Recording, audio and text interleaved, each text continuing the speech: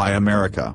I am James Facthorn here with the best liars in the election of 2012.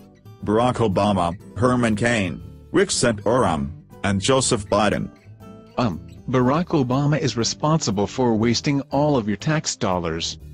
But even though my past is a lot more scandalous, I will make you free pizza so you can feel a lot better. No, never fall for his free pizza trick. Even though my kids, my wife, and I will take up all of the rooms in the White House, I still deserve a chance to waste your time and money. No, actually, Herman Cain, that was not true. I think that I have been a great president, husband, and father.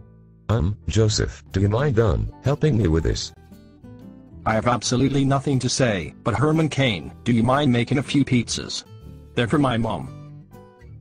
Alright, it's been a great debate, but it's time to end it. See ya when I see ya.